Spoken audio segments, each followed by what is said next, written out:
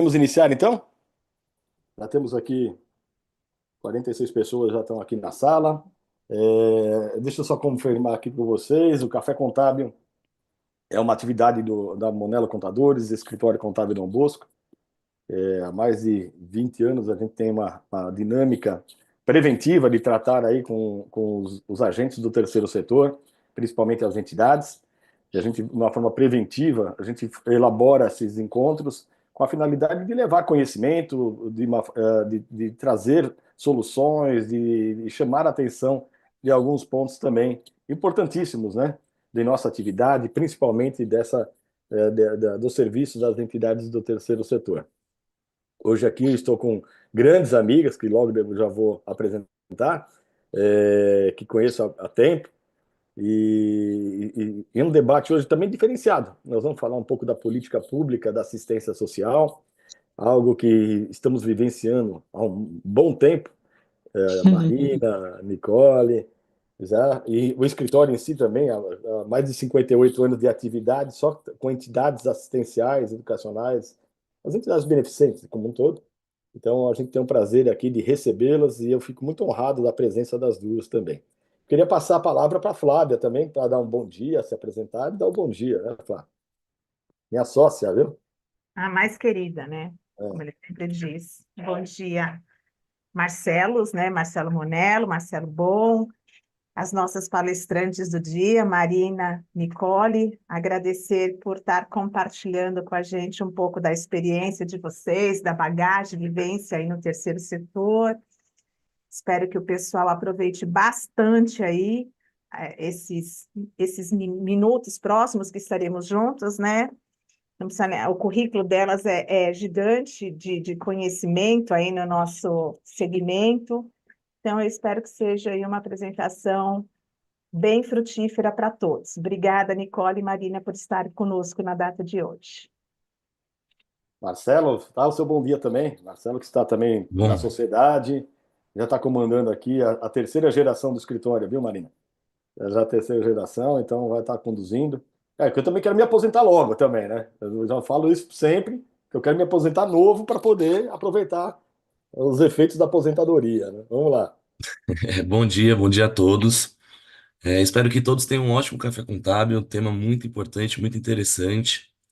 Agradecemos muito a presença da Nicole e da Marina e espero que todos possam curtir bastante esse momento que a gente está separando aqui, propondo para vocês aqui, viu? Um abraço.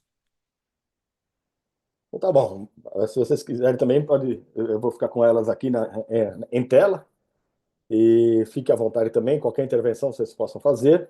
A dinâmica que nós vamos tratar aqui, Marina e Nicole, nesse primeiro momento, lógico, vai ser, vocês ainda não vêem, mas no final a gente abre a câmera para que todos participem, e à medida que for levantando a mão também, nesse momento, no final, a gente vai dando a palavra para que a pessoa também, se quiser abrir o vídeo e também falar alguma coisa, dar algum comentário, fique também à vontade.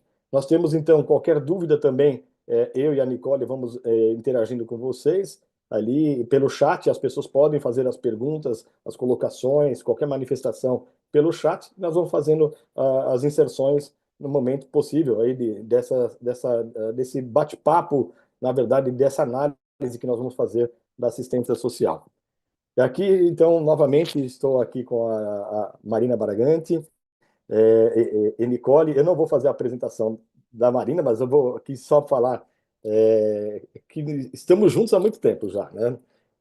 Eu conheço a Marina de 2006 para cá, e eu fico assim muito feliz de ter hoje a possibilidade de estar dialogando com ela, uma pessoa excepcional, uma pessoa que tem um conhecimento incrível, uma vivência da gestão pública, principalmente na área social, e aí a interlocução que ela faz também com as entidades, quanto gestora que ela foi, e aí depois a Nicole vai falar sobre isso, mas eu não posso deixar de falar, né? Eu conheço a Marina desde... Eu fui presidente em 2006, né? E ela era assessora do secretário Floriano Pêssaro ali até então.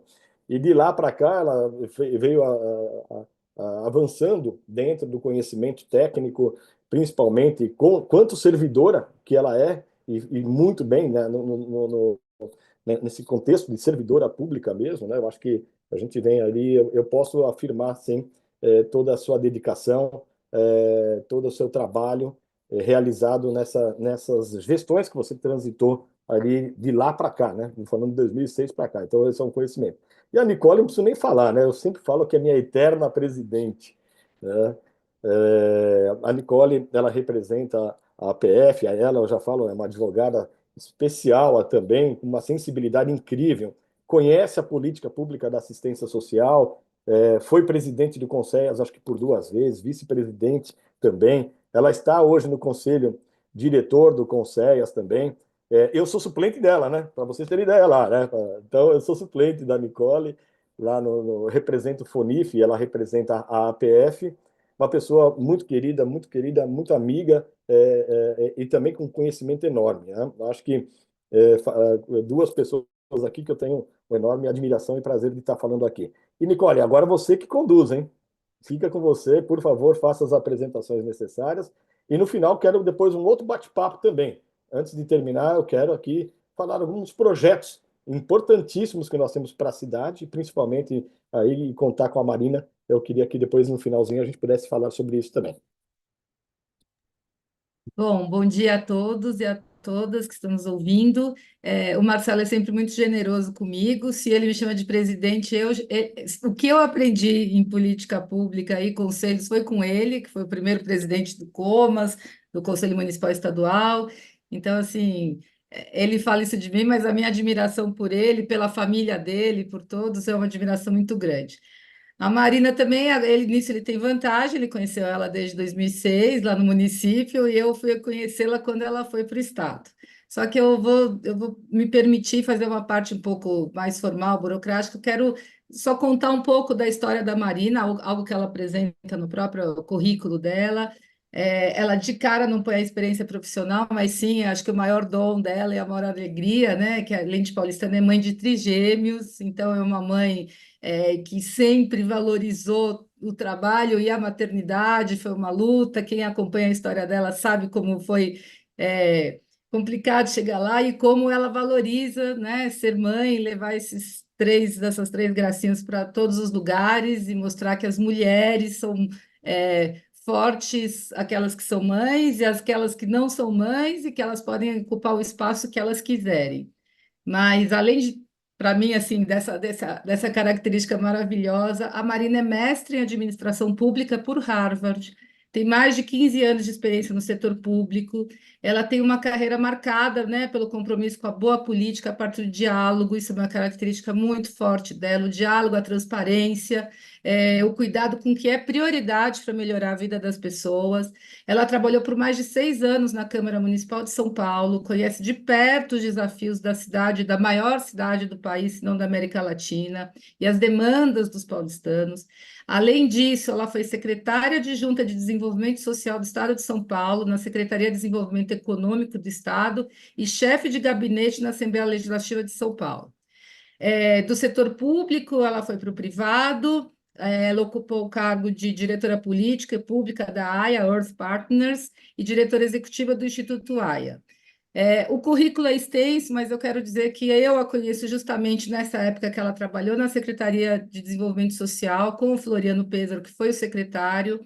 Eu era, na ocasião, mais ou menos 2011 ou 2012, presidente do Conselho Estadual de Assistência Social. Estou lá no Conselho faz 10 anos, mas trabalhamos numa dobradinha muito, muito interessante. O Floriano foi muito generoso em colocar a Marina à frente desse cargo para trabalhar com a gente. Foi uma interlocução muito proativa, conferências e as políticas, as decisões.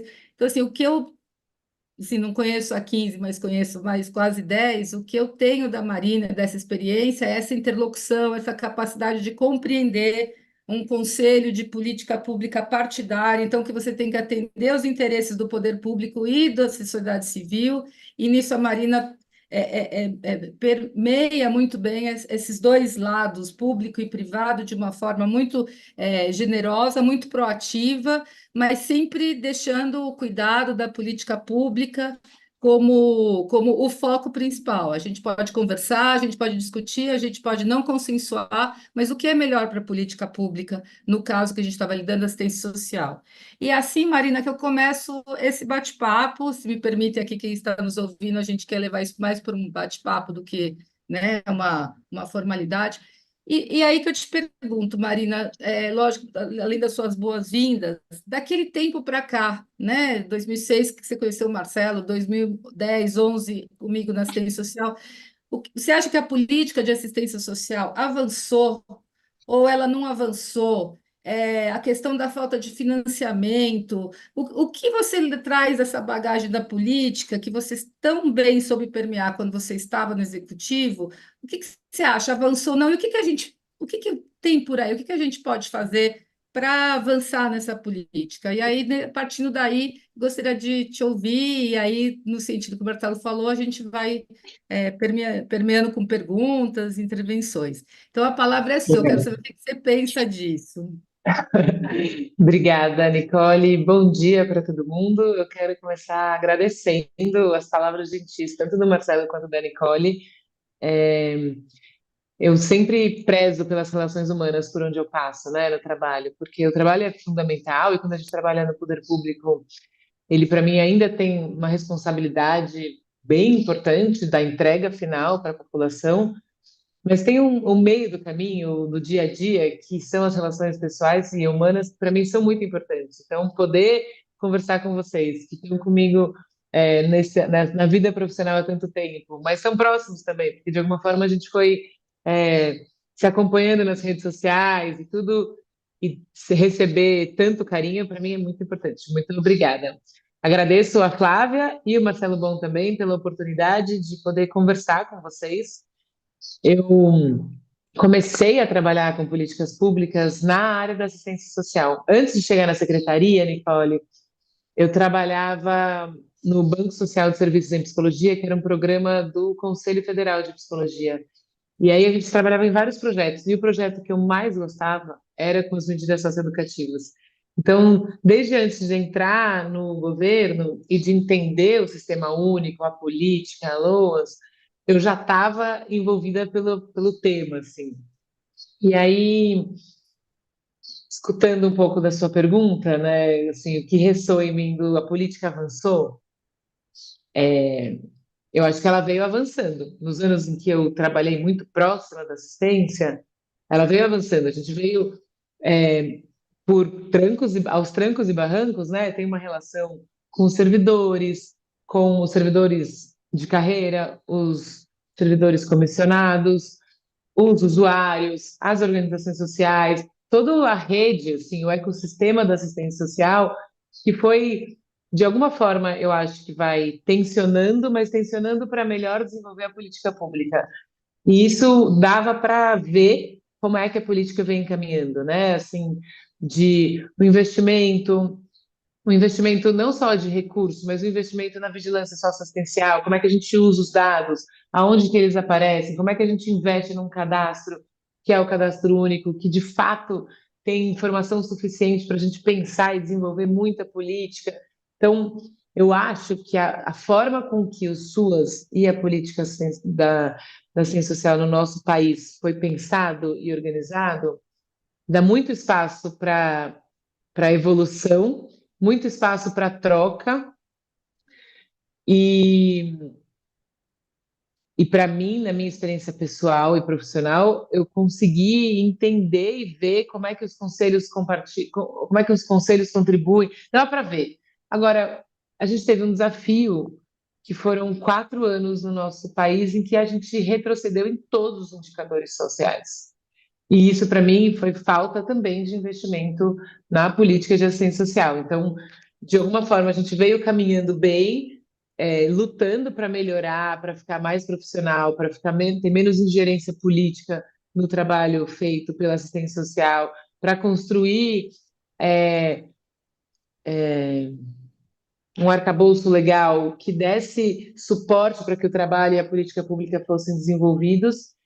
E aí tem um investimento constante da luta por mais orçamento, mas daí, de alguma forma, de alguma forma não, né? Durante 4 anos do país, essa não foi uma discussão. Ainda que, durante a pandemia, no meu entendimento, foi a assistência e o CadÚnico que ajudaram muito a gente organizar e cuidar do nosso país, naquele caos que a gente viveu com a experiência da Covid.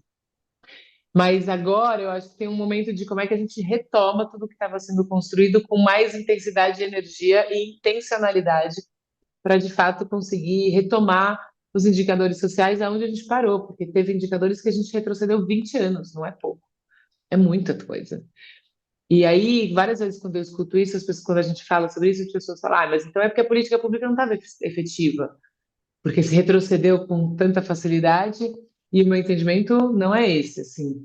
O meu entendimento é a política pública é efetiva, só que a gente mora num país bastante desigual e ela não é uma política que vai por si. A gente precisa o tempo inteiro pensar e repensar, entender os novos desafios, entender como é que a gente melhora os equipamentos, melhora os serviços, instrui a população sobre os seus direitos, garante que o conselho possa acompanhar, fiscalizar e esteja próximo da efetividade das políticas públicas.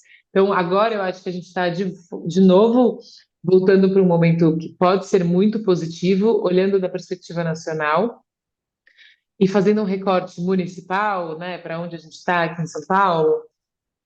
Eu recentemente fui olhar mais uma vez o orçamento da assistência. E eu me lembro que quando eu comecei, lá em 2005, tinha uma briga por ampliar o orçamento. E aí o Floriano saiu candidato a vereador e uma das pautas dele era como é que a gente precisa ampliar o orçamento, tem menos de 3% para uma cidade tão desigual e que a proteção básica é tão importante para a gente de fato conseguir fazer o que ela se propõe, mas ao mesmo tempo a especial é tão urgente pelos desafios que já estão postos na cidade, assim, né? A gente tem as duas, necessidade intensa de investimento nas duas, não dá para ter um orçamento pequeno. A cidade é muito grande, a periferia é enorme, cheia de gente, os desafios são muito significativos. E aí, agora, o que eu acho é que, como a gente teve o rescaldo da pandemia, portanto, a gente teve, por exemplo, uma ampliação muito significativa da população em situação de rua, a gente teve ampliação das meninas vítimas de violência, das mulheres vítimas de violência. Então, tem uma parte do trabalho da assistência que é muito importante, e para isso a gente precisa ter mais recurso, e um recurso que seja vinculado ali, né, nos serviços, nos programas de renda, para que a gente de fato consiga organizar a nossa rede e atender a população da forma com que ela precisa. Eu, nos últimos anos, fiquei muito próxima da pauta da sustentabilidade e das mudanças climáticas e de como isso impacta a vida da população. E, de novo, quem mais é impactado é a população mais vulnerabilizada. Então, não é que a gente precisa melhorar a política de assistência, precisa melhorar o orçamento, precisa garantir que o serviço seja de fato efetivo na ponta, mas eu acho que também a gente tem agora um desafio da emergência climática que na nossa cidade está gritando e que a assistência tem um papel muito relevante, porque é o público que a assistência trabalha quem mais sofre com os impactos da emergência climática. E aqui eu acho que é uma das coisas mais bonitas da organização da política de assistência, que é a certeza das ações intersetoriais, de como a assistência não vai fazer nada sozinha, né? Ela entrega muita coisa sozinha, mas ela não vai, ela não pode caminhar sozinha. A rede de proteção é fundamental, a interlocução com as outras políticas é fundamental. E eu acho que aqui a gente perdeu um pouco de força também, do como é que a gente constrói esse diálogo entre as políticas para que elas casem e consigam enxergar os desafios de cada uma delas e como elas se somam num território tão complexo, tão diverso, tão grande como São Paulo. Marina, eu queria aproveitar. Vamos lá, acho que tem algumas questões que você tocou. Primeiro, a questão do legal, né? Nós temos, então, a institucionalização da política pública da assistência social, acho que de 88 para cá, se eu não estiver equivocado, quando da alteração e inclusão quanto política dentro da própria Constituição. A primeira a regulação que se traz dessa foi em 93, que veio a implantação da LOAS, e as suas alterações de lá para cá. Nós estamos Sim. dando um histórico desse para a gente, exatamente nesse contexto desse aspecto evolutivo. De 2008, 93, até 2006, se não estiver equivocado, aonde foi feito a Política Nacional de Assistência Social, se não estiver Acho que foi equivocado, 2005. Acho que foi 2005 ou 2004. 2004 a 2006. É, Foi nesse acho que é período 4. Acho que é que 4. entraram a política, entrou as NOB, a norma orientativa, a norma reguladora, né? E ali para Exato. frente, e também houve também uma série de outras questões que até hoje permeiam, por exemplo, porque as normas elas transitam dentro do Conselho Nacional para se transformar de repente numa legislação própria, né? No Conselho. Então, você tem as normas reguladoras emitidas pelas resoluções do Conselho Nacional, e ainda nesse sentido a gente tem muito que avançar. E às vezes esse tempo de regulação não é o tempo social que a gente precisa. Esse é o ponto. Aí você falou uma coisa que é importantíssima nesse contexto, né? A assistência ela transita em todas as políticas públicas, em todas as áreas, em todas as condições sociais, a assistência social. E você trouxe a questão exatamente também ambiental, né? E os impactos ambientais da questão da proteção social e ambiental.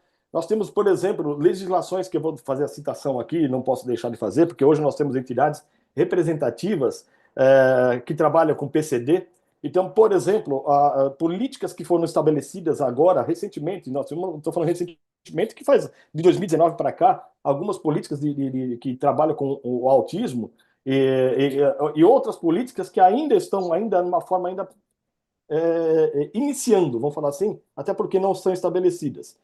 Nós temos no município também políticas que são executadas, porém não reconhecidas. Os serviços de CEDESP, por exemplo, existe uma dificuldade do CEDESP. O serviço de socioaprendizagem, que leva ao mundo do trabalho a população adolescente também, e até, estou falando adolescente até 24 anos, inclusive. Então tem muita coisa que avançar numa questão exatamente legal. Acho que esse é o aspecto, né? E aí eu acho que entra um ponto muito importante da gente ter representações nesse contexto da área social para que a gente possa fortalecer isso. Outra questão também é a característica que hoje, principalmente, a gente está falando com muita gente, são representações que nós estamos aqui com mais de 65 pessoas entre Zoom e YouTube, e muitos deles são representantes de entidades. Hoje, praticamente a execução da política pública da assistência ela se dá por organizações. Como você vê essa questão? Primeiro, a participação própria da sociedade civil quanto elaboradora da política pública. Que eu falo para ser sincero, eu participei lá, eu tenho muita dificuldade em ver a efetiva participação na elaboração, não estou falando na execução, na elaboração, Uhum. a proposição de políticas públicas, seja através do próprio conselho, seja através também de parlamentares. Eu vejo muita dificuldade nisso. Então, muita coisa vem dos aspectos governamentais. Como que você vê essa participação da sociedade civil organizada através de entidades do terceiro setor? Como você vê essa participação também de serviços, na verdade, principal, hoje em São Paulo, quase 100%. Se não for 100%, todos os serviços são terceirizados, praticamente. A não ser os serviços que são próprios da Os CRAS. administração, os CRAS. Os CRAS, os CREAS, então, esse daí. Eu queria que você me falasse um pouquinho nesse contexto, né? E essa mudança também, né? A pandemia afetou muitos projetos assistenciais, muitos. Então, muitos projetos tiveram que ter novas dinâmicas, novas alternativas, reformulados. E aí, novamente, as regulações normativas que se dá para determinados serviços já não estão acompanhando mais a condição de necessidade social. Como que você falaria tudo isso daí que a gente está comentando? Bom, primeiro começar. Quando eu comecei na Smarts, eu comecei na equipe de coordenação do programa Ação Família, Viver em Comunidade. E foi uma construção do programa muito intensa, assim, né? A gente chegou no início da gestão, estava acabando um programa que vinha da gestão da Aldaísa, e aí eles tinham cadernos de avaliação, relatório do programa que estava se encerrando ali, e a proposta era como é que a gente organiza o PAI, que também estava no início dessa discussão.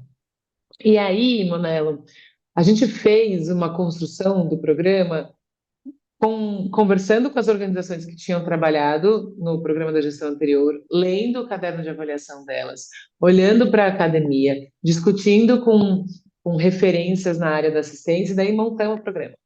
Beleza, daí a gente fez o edital, soltou o edital, audiência pública, conveniamos. A hora que o programa foi para o território, efetivamente, todas as organizações conveniadas voltaram para a gente e falaram: isso aqui não vai funcionar. Não funciona, porque a hora que chega no território, a realidade é outra. E não dá para a pessoa que está no gabinete ter vivência e propriedade da vida nos 96 distritos da cidade, né? Então, para mim, essa relação com organização social e governo, ela é muito importante. E ela tem que ser da ordem da construção coletiva, da colaboração, mas ela também precisa ser construída em cima de um conhecimento do limite, porque a organização é fundamental e ela traz uma vivência do território, o que dá certo, o que não dá, e como a gente organiza, e quais são os desafios próprios, sei lá, eu, da cidade de Tiradentes, e quais são os desafios próprios do Jardim Ângela e de Perus, enfim. E tem que caber a habilidade de quem está sentado na cadeira como gestora pública de organizar isso e conseguir fazer com que a gente tenha uma política pública que atenda o município. Só que isso, para mim, tem um espaço muito importante, assim, que às vezes é difícil nessa relação, que é quais são os limites? Quais são os limites da contribuição da organização e quais são os limites da gestora, assim, até onde ela pode ir com o que ela acredita, com o que ela foi, pela razão que ela foi indicada pelo cargo, sabe? Tem um espaço aqui que precisa ser de construção coletiva e de respeito. Acho que esse talvez seja um tempero, que não é tempero, né? Mas um, um- é essencial nessa relação, assim, de entender o que a gente está construindo. E para mim, os marcos legais, eles dão esse espaço, sabe? Do tipo, isso aqui é como funciona, porque ele foi discutido muito tempo por várias pessoas. Foi, voltou, passou pelas conferências municipais, estaduais, federais, voltou, foi pensado, repensado. Então, isso aqui os marcos põem o limite com que a gente tem que trabalhar, mas ele não dita necessariamente a forma, e a forma, para mim, necessariamente é colaborativa e construída em conjunto, o que não é fácil, né? Porque é isso, tem visões diferentes numa cidade tão diversa, fazendo o recorte de São Paulo, mas podemos explodir para o Brasil e daí fica mais diferente ainda. Tem propósitos diferentes e tem uma coisa no meio do caminho que é o recurso, porque o recurso, de fato, implica na qualidade que vai ser ofertada de trabalho, implica na quantidade de trabalho que a gente vai conseguir. E por vezes, ele é absolutamente frustrante, justamente porque ele não é suficiente para fazer tudo o que precisa ser feito. Então, essa relação fica muito tensionada. E tem uma parte da administração pública que só quando eu saí dela e fui trabalhar na iniciativa privada e depois no terceiro setor, não que eu descobri que ela existia, porque eu já sabia, mas que ela fez mais sentido, assim, sabe? Que dá uma empatia com o outro, assim, porque o servidor público, de alguma forma, o recurso está lá, né? Ele vem, ele é votado no começo do ano, você sabe tudo que vai ter, e ele não é essa parte administrativa, ela funciona internamente. Só que ela não necessariamente funciona da mesma forma na relação com as organizações conveniadas. Isso é muito duro, porque o impacto no trabalho é gigantesco quando você não recebe por X, Y, Z, quando atrasa um orçamento.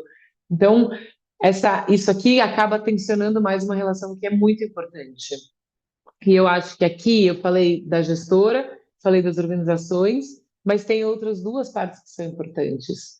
Não, outras três. Uma são os usuários, e como é que a gente, como rede socioassistencial, fortalece o papel do usuário de poder falar sobre o que ele está vivendo, sobre a política que está chegando lá e ser escutado, né? Não é só falar, é falar e ser escutado.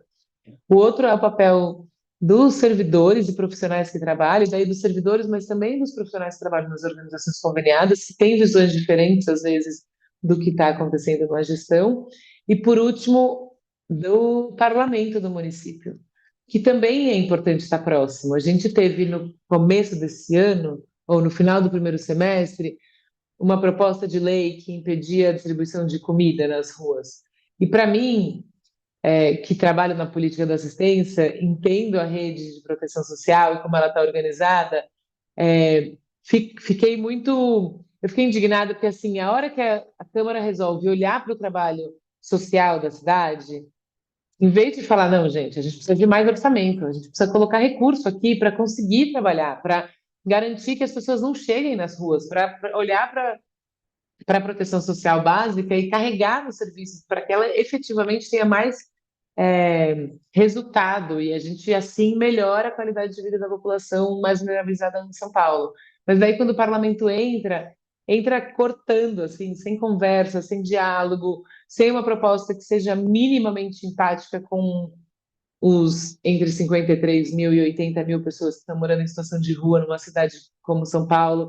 Então, acho que tem um espaço de resgatar a possibilidade da conversa construtiva que anda muito difícil no campo político, porque o campo político está absolutamente dividido, polarizado, as redes sociais contribuem para que isso fique cada vez pior, e aí a gente passa por cima do usuário, dos marcos legais, dos conselhos e do papel dos conselhos na construção. Então, para mim, tem muito desafio aí pela frente para a gente fortalecer a política da forma com que eu entendo que ela deveria ser.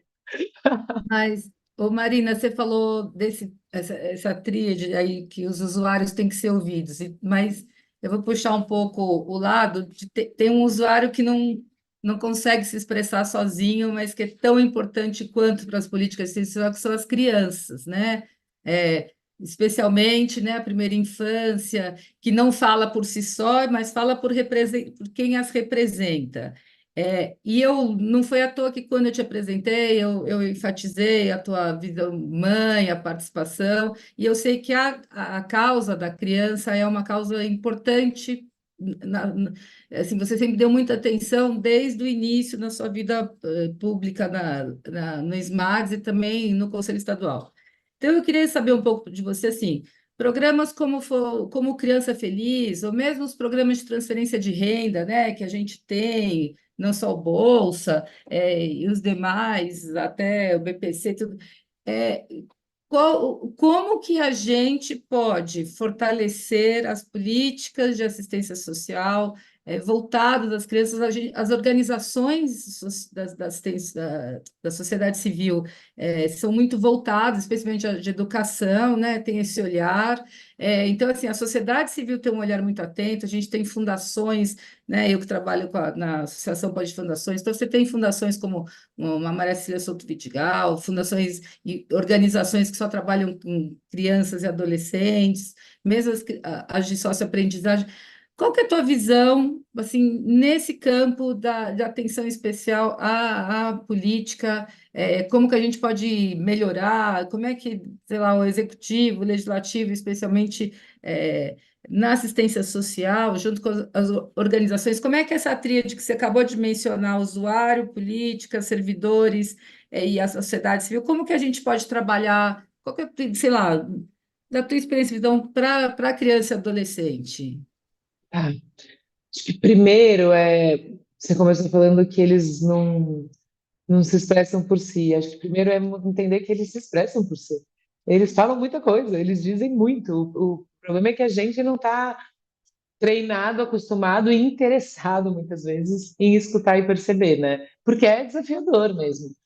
E acho que aqui, para mim, tem algumas coisas que são muito claras de como a gente, como sociedade, não reconhece as crianças como cidadãos. E aí tem um exemplo que está na minha cabeça, assim, porque ele é pequeno, obviamente muito distante dos grandes desafios que a gente tem em São Paulo, mas que para mim ele é simbólico dessa perspectiva do como a gente não enxerga as crianças, que é as crianças podem pegar o transporte público até 5 anos sem passe livre, só que elas não têm um bilhete único. Elas passam ou embaixo da catraca ou elas vão pela frente como se estivesse fazendo alguma coisa errada. E eu já escutei de várias mães que falam que as crianças falam, mas mamãe, por que a gente não faz que nem todo mundo? A gente está fazendo alguma coisa errada? Então, são essas duas mensagens que a gente passa. E para mim, esse pequeno exemplo é muito simbólico, porque ele diz sobre a gente falar para a criança: você não é cidadão. A gente não te reconhece como cidadão, porque a gente tem, sei lá, 5 tipos de bilhete único na cidade, e um que vai ser usado durante 5 anos para a gente não passa na cabeça da gestão pública de que isso é importante. Então, esse para mim é um exemplo fundamental de como a gente de fato precisa conseguir desconstruir a lógica de que a criança só tem voz quando ela cresce e entender como é que a gente escuta o que ela está dizendo, porque eles estão dizendo várias coisas. E a Fundação Maria Cília Souto Vidigal e o movimento, não só da Fundação, né, mas de outros também, da Lana, para olhar a primeira infância, para entender a primeira infância, para investir na primeira infância, fala muito sobre isso, né? Como é que a gente constrói os espaços para as crianças que seja para elas e não para os adultos. E aqui eu tenho uma questão, por exemplo, com as creches. As creches, no meu entendimento, hoje são ainda muito pensadas para atender uma demanda das mães, que é absolutamente importante. Assim, não tiro o mérito de uma política que olhe para as mães. Eu acho bastante importante e precisava melhorar e ter outras. Mas quando ela passa para a educação, ela teria o foco vira para a criança. Mas eu acho que a gente ainda não conseguiu repensar as creches como, ou as seis, né? Porque quem trabalha lá fala, não é creche, é seis, mas quem não trabalha não consegue entender. Então, mas repensar as seis com o foco a partir da necessidade das crianças. E a gente tem as conferências das crianças, né, que são super bonitas e que, de alguma forma, começam a desenvolver na gente, nos adultos, mas também nas crianças, esse exercício de construir junto, de entender de onde vem, de entender que quando você pergunta para a criança o que você quer na sua cidade, ela pega um papel e desenha, ela está desenhando o que ela quer. É que a gente quer que ela queira outra coisa, mas ela desenha o parquinho, ela desenha a escola perto, ela desenha a mãe perto dela. Então, tem muito do que está sendo dito e que não está sendo escutado, e que eu acho que essa sensibilidade na construção de políticas públicas para de fato atender um período da vida que é crucial para o desenvolvimento e, no meu entendimento, é crucial também para uma sociedade que é mais humana entre si, sabe? Quando a gente cresce reconhecendo o investimento que foi feito na gente, a gente cresce um humano que é mais conectado, que é melhor nas relações humanas, porque as relações humanas não tão fáceis. E aqui, Nicole, acho que tem um desafio enorme que a gente está vivendo agora, que é das telas, porque as crianças estão muito conectadas no celular, nas redes sociais. E isso impacta o presente e impacta o futuro. Impacta a forma com que essas crianças vão aprender a falar, a se expressar, né? Não é falar da palavra, mas é se expressar.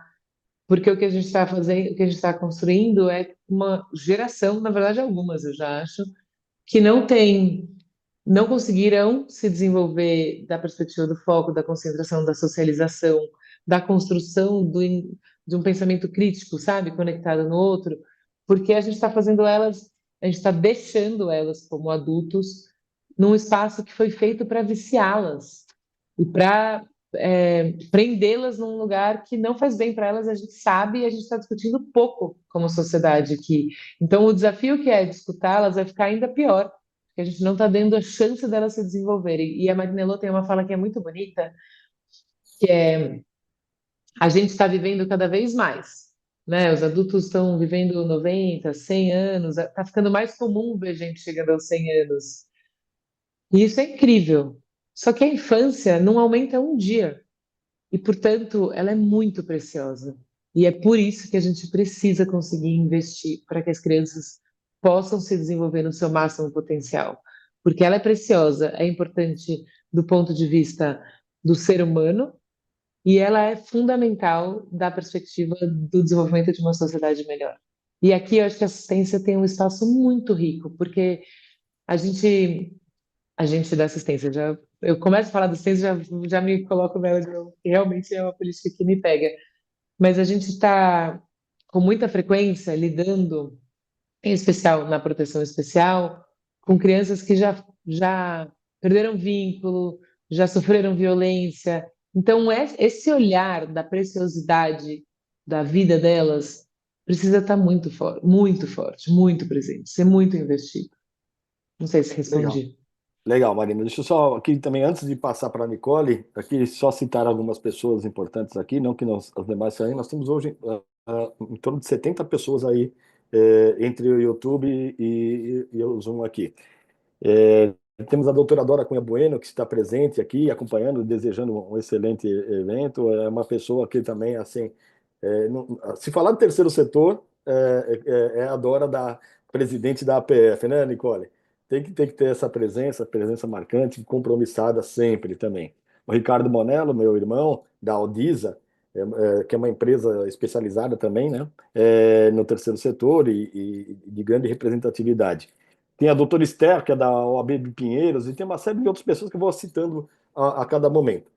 Antes da Nicole fazer aí, eu acho que uma das questões que eu acho que a gente tem que, se a gente precisar essa questão dessas alterações, dessas atualidades, né? Muito se fala nas políticas, principalmente do governo federal, estadual e municipal, a questão da população de rua, né? A questão da população de rua é uma pauta hoje que está chamando extremamente a atenção.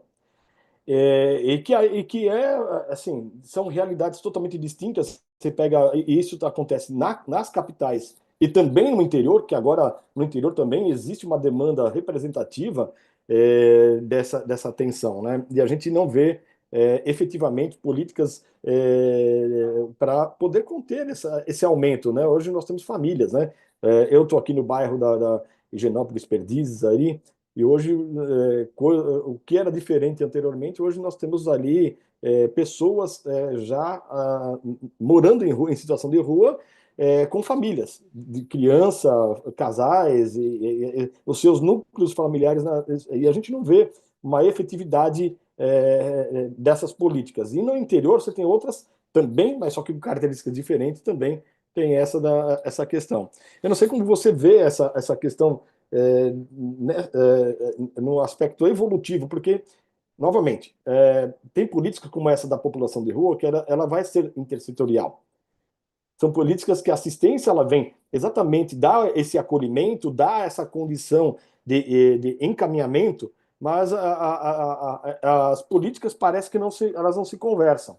Parece que elas falei, esse filho não é meu, esse filho não é meu. Então ninguém, na verdade, a gente fica, porque se você tem na condição da população de rua, você também tem a questão das drogas também, que é uma outra questão que transita pela assistência, mas você tem aspectos também da saúde, de trabalho, etc. Então, assim, como que você vê essas políticas mais sensíveis, principalmente para quem está na capital, nas capitais?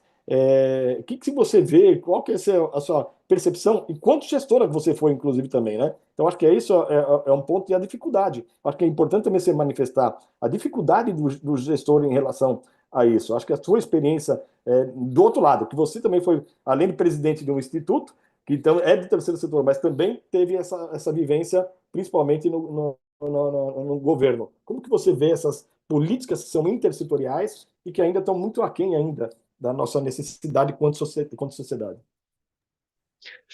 Monelo, é, esse é um desafio do mundo, né? Ele é global. Quando a gente vai em qualquer lugar do mundo, tem população em situação de rua e cresce, e a gente tem poucas políticas reconhecidas como eficientes no mundo. Acho que talvez a que teve mais resultado positivo é a da Housing First, de ter uma casa para que essa pessoa possa começar a se reestruturar internamente e também na vida. E mesmo assim, é um super desafio. Eu tenho 4 pontos para mim que são importantes nessa discussão. O primeiro é, uma coisa é olhar para a população em situação de rua, outra coisa são as crianças em situação de rua. Não dá, não dá. Não dá para tolerar adulto e criança, mas criança para mim é assim, é inaceitável. E a gente tem hoje mais ou menos, quer dizer, mais de 3.500 pessoas em situação de crianças em situação de rua, até onde eu consegui acompanhar os dados. Dessas, um quarto na primeira infância, de 0 a 6 anos. Isso, para mim, tem que ser um compromisso da gestão do primeiro minuto até o último minuto, todos os dias. Eu lembro quando eu comecei lá na SMADES, o Floriano tinha essa certeza de que criança na rua não dava para tolerar, né? E criou o São Paulo Protege, trancos e barrancos foi difícil e tal, mas tiramos 2.000 crianças da rua. E eu lembro de estar, às vezes, tipo, indo para algum lugar no carro com o Floriano, ele via uma criança, ele abria a porta, saía correndo do carro e sentava do lado da criança, assim, e ficava, não vou sair daqui até a gente entender o que está acontecendo, por que que essa criança está na rua. Então, conectando com a pergunta anterior da Nicole, para mim esse recorte é muito importante. Precisa ter uma rede de proteção que funcione para tirar essas crianças da rua e fique o tempo inteiro, porque não é uma coisa, tiramos, entendemos, tal, voltou para a família ou foi para um abrigo e está com recurso e está no CCA, enfim, agora eu já estou distante, não sei, não estou atualizada dos nomes, é SAICA? Saica. E tá organizada a rede de proteção dessa criança, mas é muito fácil de voltar, porque a vida é muito difícil, porque está muito desigual e porque o tempo inteiro tem desafios para quem está em situação de extrema vulnerabilidade. Então, esse é um recorte para mim, assim, não é possível que a gente viva numa cidade que tem mais de 3.500 crianças na rua e ache que isso é normal. E não está o tempo inteiro se mobilizando para entender como é que a gente faz. A segunda é o investimento na prevenção, porque a prevenção é fundamental nesse caso. E ela não é só da assistência, ela é da saúde, ela é do trabalho, ela é da habitação. São muitas políticas que precisam atuar juntas para a gente garantir que a gente não tenha mais gente indo para a rua, ou que a gente diminua significativamente a quantidade de pessoas que vão para a rua, e não aumente. E a gente só vem aumentando, no meu entendimento. Então, recurso, mais uma vez, recurso e investimento no trabalho, inovação, pensar novas tecnologias sociais que a gente consiga ser mais eficiente do que a gente tem feito. O terceiro é um desafio que é para a sociedade inteira lidar com esse tema. Nas eleições, esse tema é super importante. Passa as eleições, todo mundo quer que lide com ele longe de mim, longe do meu quarteirão, longe do meu bairro. Tire essas pessoas daqui, quase como se não fossem pessoas. Quase não, muitas vezes como se não fossem pessoas. Outro dia eu participei de uma live com um cara de um outro partido e ele falou para mim, a gente estava falando sobre Cracolândia, que não é exatamente população em situação de rua, mas é também, se encontra em alguma medida. E aí ele falou, não, porque para a direita, o que eles queriam é que colocasse todo mundo num container e jogasse no fundo do mar. Essa fala, para mim, é assim, eu queria Absurda. entrar na tela, entendeu? Eu queria entrar na tela e pegar a pessoa para falar, não pode, assim, o que que é isso? Que tipo de sociedade a gente está vivendo? Não, é abjeto a pessoa pensar e falar sobre isso dessa forma. Então, tem uma construção e uma desconstrução com a sociedade toda, e aqui, para mim, o parlamento é importante, os conselhos são importantes, de como é que a gente transforma a sociedade culturalmente com relação à população em situação de rua, que é um desafio importante, precisa ser enfrentado, muitas vezes acho que vai ser duramente enfrentado, mas que precisa ser. E quatro, né, se a gente conseguiu tirar as crianças, se a gente conseguiu investir na prevenção, se a gente conseguiu garantir que a sociedade seja menos, eu só penso em palavras muito fortes, menos horrorosa na leitura do que acontece na vida da população em situação de rua e daqueles seres humanos que estão enfrentando esse desafio, é um é olhar para as pessoas que já estão e estão há muito tempo e como é que a gente trabalha com elas, porque é um investimento absurdo. Em 2020 eu fiz uma live com o Tião, que é uma pessoa que passou pelas ruas, hoje em dia faz tempo que eu não o vejo, mas que saiu e tal. E aí, na live, o Tião falou uma coisa que para mim ficou muito marcado, ela é óbvia, mas ela é preciso ser dita. Que ele falou, Marina, depois de um tempo que você está na rua, você passa a ser invisível até para você mesmo. E se você entende a profundidade dessa fala, você entende a necessidade gigantesca de investimento de políticas públicas nessa pessoa, ou nessas 53.000 pessoas, ou 80.000 pessoas.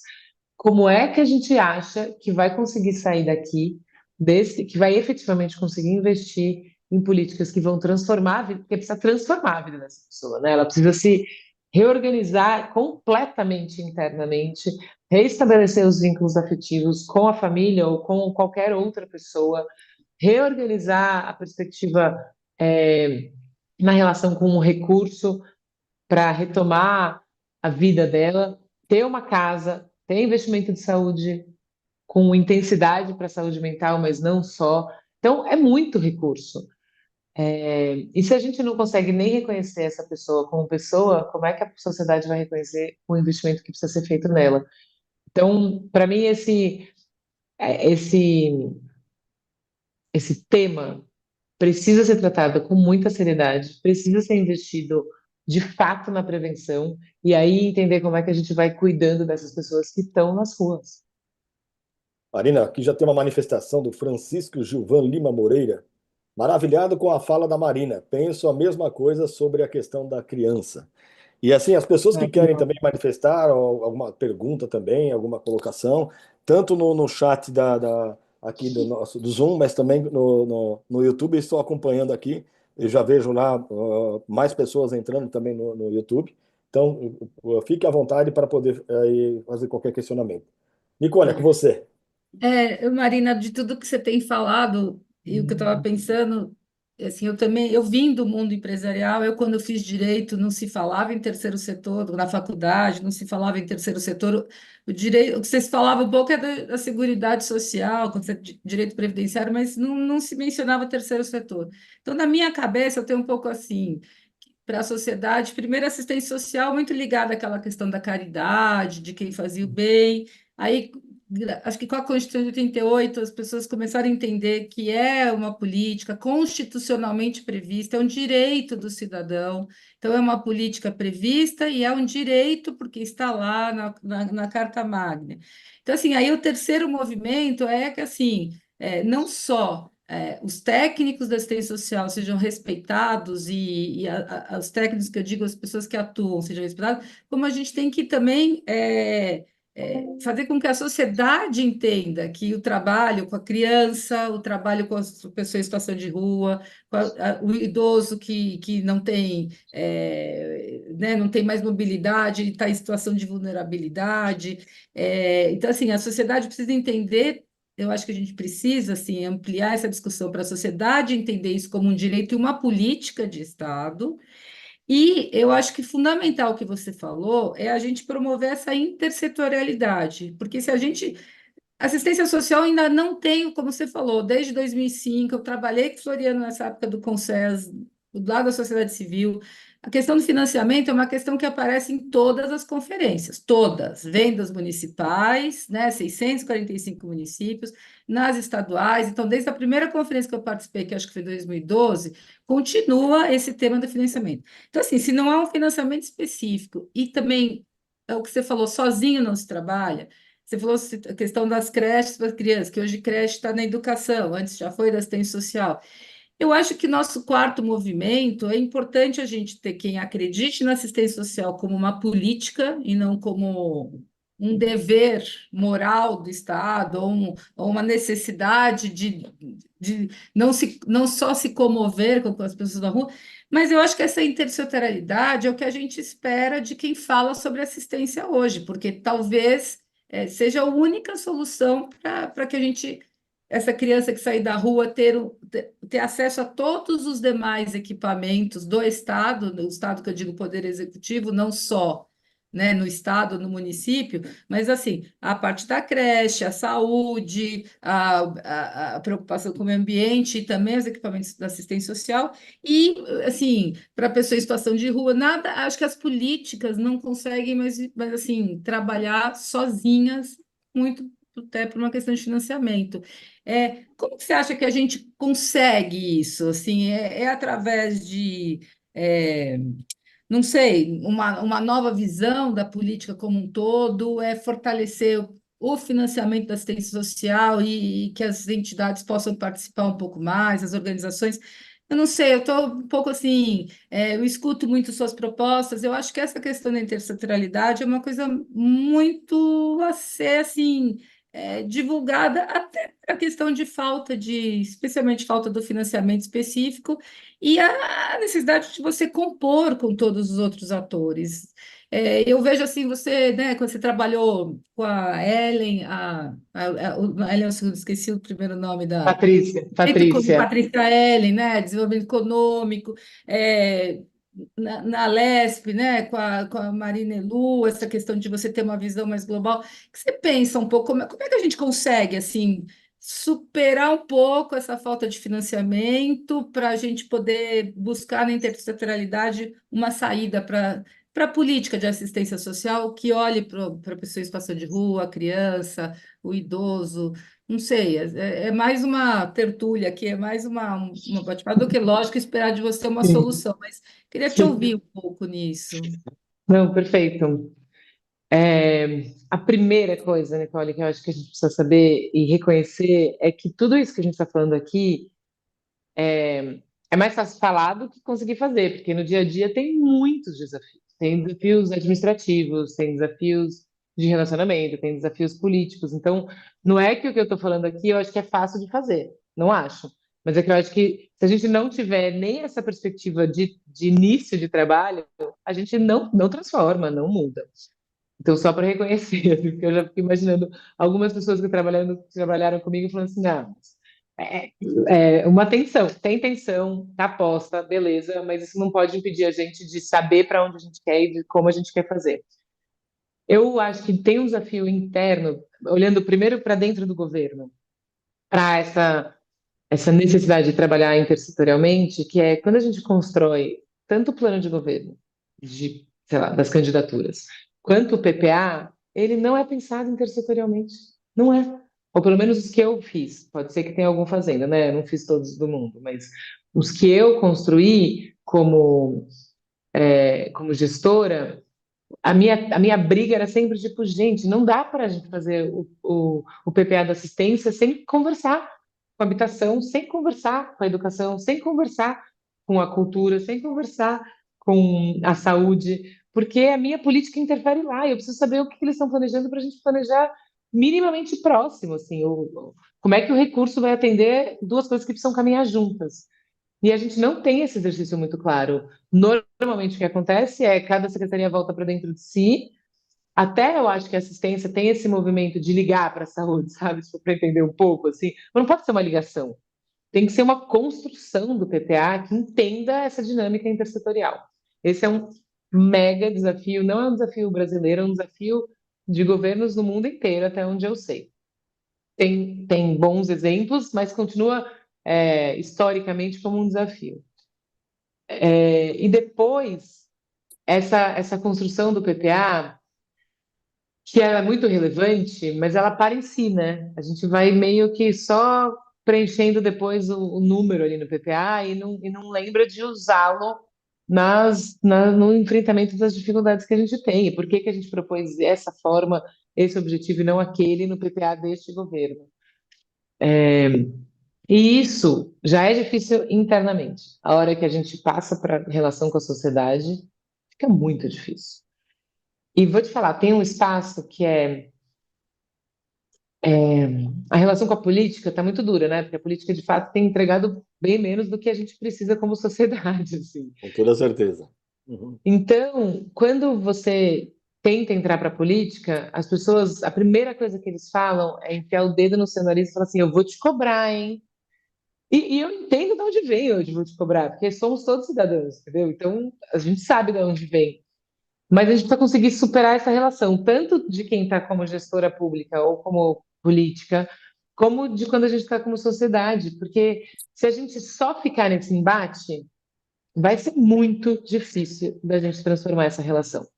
Agora, se a gente entender que o embate tem, que a atenção está posta, que tem dificuldades, que a gente não vai pensar igual e que a política é o espaço onde a gente pega pensamentos diversos para entender aonde eles convergem e transformar para melhor a qualidade de vida da maior parte da população, aí aqui tem que ter um espaço de construção e de colaboração, que eu acho que está muito difícil.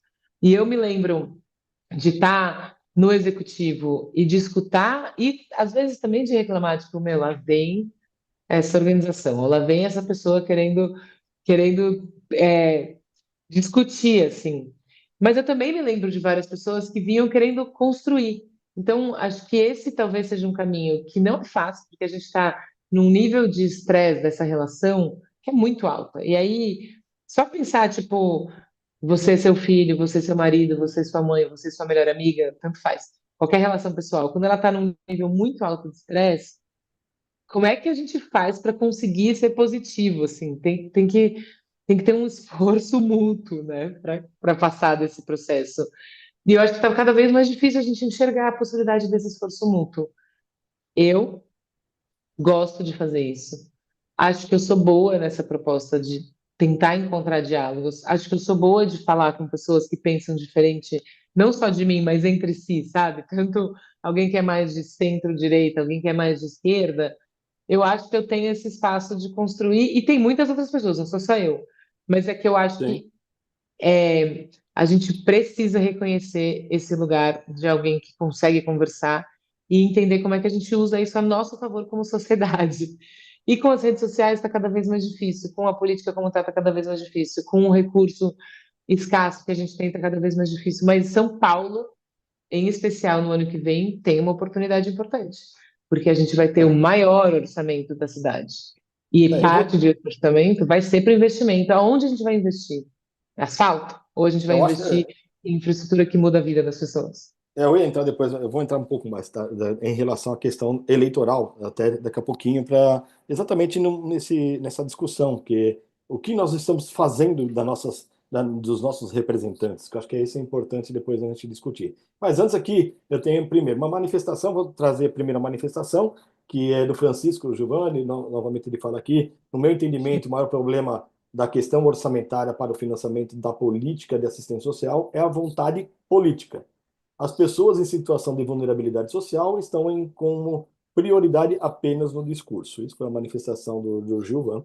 A Nicole manda um beijo aqui, já teve que sair, mas a Nicole, a A Esther, Nicole falei, não, a Esther. a Esther. E aqui o Marcos Basiqueto Martins, ele faz aí exatamente uma questão do PPA. Qual é a sua percepção sobre a importância das organizações, incluindo aquelas que integram os conselhos de assistência social, na formulação da construção do PPA, o Plano Plurianual, e da LOA, né, na Lei Orçamentária da Assistência também. Então, acho que você manifestou, mas acho que não sei se há algum complemento de informação. Ele quer É, saber qual que é não, a percepção da eu importância acho que de alguma forma é importante e eu acho que a gente pode usar a tecnologia para ampliar a participação e não ficar também só nas organizações que estão mais próximas, e daí a gente perde uma diversidade que pode ser importante nessa contribuição. Entendo também que o PPA é de responsabilidade do governo, portanto, a palavra final precisa ser de quem está sentado na cadeira, que vai lidar com o orçamento, que vai é, responder durante anos na pessoa física, se tem alguma questão. Então, tem uma responsabilidade de fato da gestão que é importante. Mas isso não significa que a gente não pode pensar em instrumentos de escuta, e talvez aqui, tanto a tecnologia quanto o parlamento possam ser, e audiências públicas, né, possam ser contribuidores para que a gente caminhe de uma forma diferente, pensando em São Paulo. Não sei se respondi, mas nunca foi uma coisa que eu me debrucei, né? Não estudei isso, estou pensando agora e fui falando com vocês, mas acho que talvez esse seja um possível caminho, sabe? É. Eu só queria complementar o que o Francisco Gilvan comentou, que as pessoas em situação de vulnerabilidade social estão como prioridade apenas no discurso. E aí te falar, Francisco, diretamente a você, mas com a Marina presente, é por isso que eu sei que o Marcelo vai falar um pouco disso no final, mas é por isso um dos motivos que a gente está aqui. A gente tem que acreditar que as pessoas que vão falar por nós, tanto no executivo como no legislativo, são pessoas que conheçam a política, que estejam alinhadas com a política para que é, é, usando a brincadeira da Marina, eu vou te cobrar, mas é muito mais compreensível você cobrar alguém que conheça a política que você vive, que conhece a realidade que você acredita, quem atua, quem milita no setor há muitos anos, sabe a importância de você ter pessoas que pensem na política como a política de assistência social como uma política, um direito, uma garantia constitucional. Então, é meio por isso que também a gente está aqui, o Marcelo vai fazer esse final junto com a Marina, mas é por acreditar que pessoas que tenham vivido a política e acreditam na política e têm uma fala de política, da assistência social, possam representar justamente o que a gente anseia. Não vai ser num mandato, não vai ser numa situação, não vai ser uma pessoa, mas a gente tem que acreditar que a gente tem que ter uma bancada de assistência, de pessoas que entendam de assistência social, que acreditam na política em todas as instâncias. E aí, lá no Conselho Estadual nós vamos discutir o PES agora. O Marcelo é meu suplente, ele já recebeu o e-mail. O PES é o Programa Estadual da Assistência Social.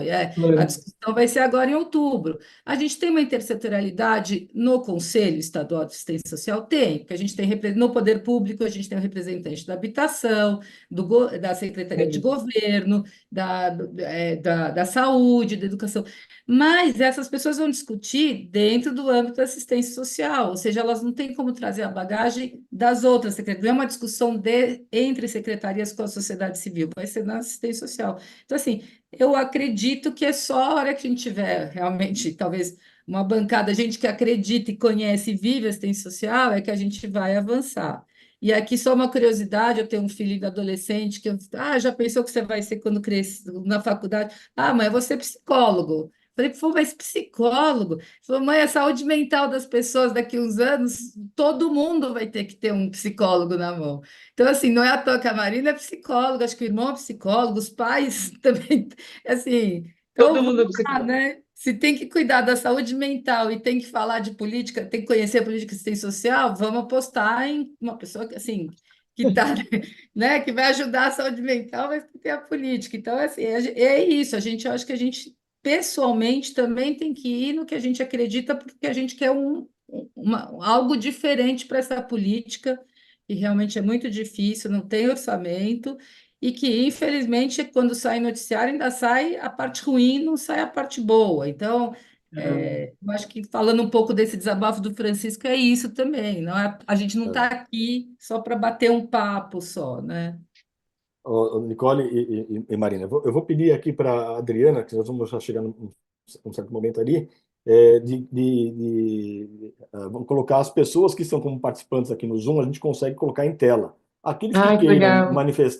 manifestar também e fazer alguma colocação, alguma pergunta, fique à vontade. Enquanto ela está colocando, transformando todos em palestrantes aqui, mas aqui eu vou também já fazer algumas leituras aqui do YouTube. A Dalva Mayon, a Dalva é do Grupo Assistencial Alvorada Nova, né, do GAAN, se não me engano, ali acho que é Pirituba, se não estiver equivocado. Ela já manifestou aqui, investir na infância é fundamental. E ela tem um trabalho excepcional. Eu vou falar para vocês que eu acompanho essa entidade ali também. É uma luta diária, não tem parceria com a administração pública. E eles, assim, é um trabalho voluntário assim excepcional que eu tenho que falar aqui. Mas tem o Vitório, o Vitório já falou aqui, Nicole muito inteligente, né, mandando informações e palmas para você. Psicologia será muito importante daqui a alguns anos, também falando. O Charles, muito interessante o pensamento do seu filho. Faz muito sentido, Nicole, está falando aqui. Então, assim, tem tudo isso aí. E assim que a Adriana já colocou, transformando todos em palestrantes que queiram falar, mas eu queria entrar já num outro ponto. E aí também, assim, não vou deixar, lógico, de apresentar a Marina, que hoje ela está exatamente assim. Novamente, eu volto à fala que eu iniciei. Conheço a Marina já de 2006 para cá, toda a trajetória dela, quanto política pública, quanto profissional que ela transitou já como presidente de uma entidade, transitou também na administração pública, quanto gestora, transitou no parlamento, quanto assessoria direta parlamentar. Então, veja bem, e assim, uma das questões que hoje nós pegamos na política, Marina, e aqui eu vou pedir permissão para que todos vocês que estão também, independente de eu fazer aqui uma propaganda política, mas é para a gente continuar nisso. A gente tem hoje uma grande dificuldade de representações, né? Primeiro, que todo mundo só foca, que eu acho que uma coisa que tem que se mudar na política é o momento de escolher o executivo não poderia ser o mesmo do parlamentar. Eu tenho uma percepção disso, porque o que forma a base futura aí é a base executiva. E aí nós temos uma dificuldade exatamente no controle, uma dificuldade na elaboração de políticas efetivas, públicas, etc. Mas é o sistema que a gente tem ainda. Mas a gente tem uma questão de representatividade. Então a gente tem, primeiro, a gente foca muito no executivo e esquece do parlamento. O parlamento é tão mais importante quanto as propostas que estão feitas pelo executivo. Porque para o executivo executar, ele tem que passar primeiramente pelo parlamento. E aí, às vezes, os projetos eles não são muito adequados. Então, acho que é isso. E nós estamos num momento muito ruim mesmo, né? Que hoje, para se a pessoa se dispuser a entrar na questão política, ela tem que estar preparada emocionalmente e de tudo, né? Porque, na verdade, não se discute projetos, se discute destruição de reputações. E não se discute. Então, hoje você vê na propaganda política uma questão muito mais de discussão de eu sou contra isso, sou contra aquilo, a pessoa é isso, a pessoa é aquilo, do que projetos efetivos, né? E eu vejo que você traz essa muita questão. Você tem pauta definida, e eu tenho acompanhado você. Você, inclusive, trouxe hoje questões que você, com profundidade, você tem. Você tem a pauta da primeira infância, que se eu não estiver equivocado, da sustentabilidade, e que mais? Eu gostaria que você falasse um pouquinho também, né? Desse sentido também, já entrando, e vou tomar a liberdade, primeiro, de transformar as pessoas em palestrantes para poder também manifestar aqui. E eu também quero compartilhar aqui deixa eu ver se eu consigo achar aqui, já também, não sei o que vocês estão visualizando aí, né?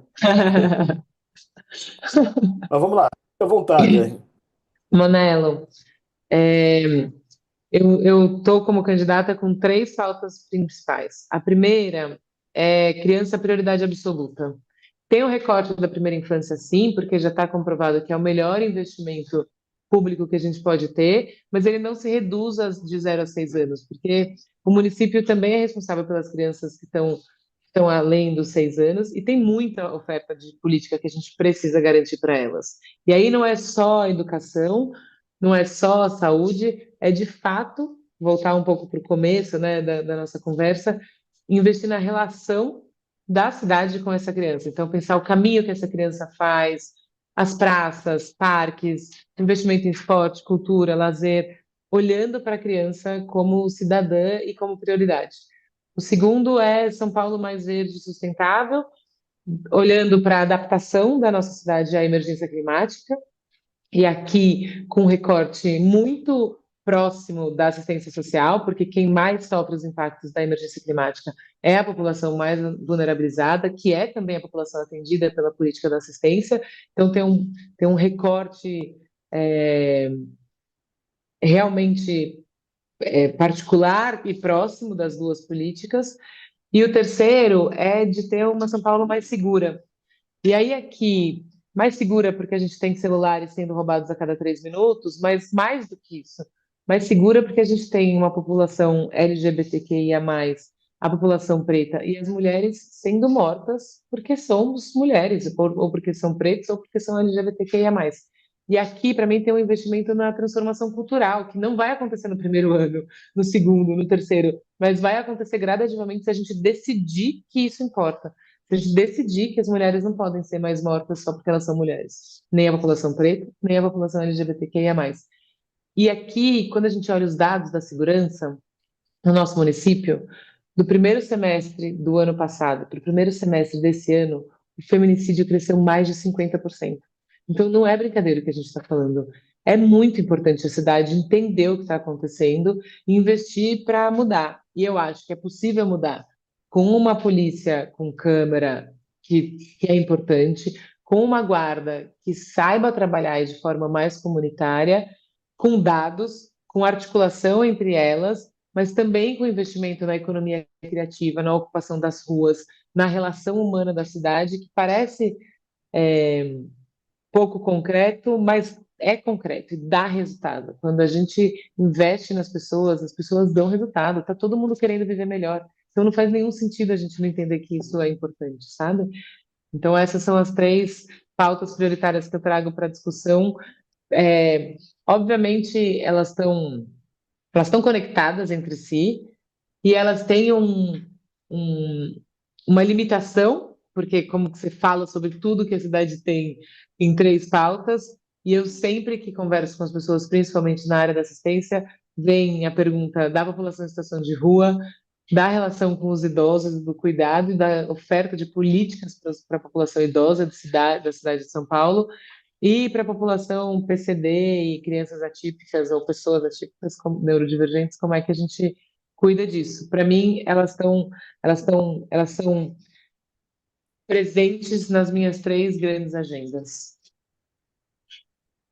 Ah, Eu não estou Nicole, vendo as temos. pessoas. Tá Rolou? bom. Eu já estou transformando aqui em palestrantes aqui, Eu né? nem sabia que isso era possível de fazer, achei maravilhoso isso. Então, aí, quem quiser já pode também aceitar e, na verdade, também, se quiser só ligar o microfone, quiser ligar a câmera também, é só colocar aí, né? Nós temos aqui duas manifestações.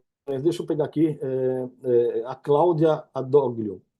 Os investimentos destinados à pessoa em situação de rua em nosso município são infinitamente maiores comparados aos recursos voltados às pessoas com deficiência em Itanhaém. Várias assistentes sociais que conhecemos comentam que, em sua maioria, as pessoas em situação de rua não desejam retornar para suas famílias. Acredito que, como você mencionou, o trabalho com esses grupos precisa ser diferenciado. O que você pensa isso? É a Cláudia.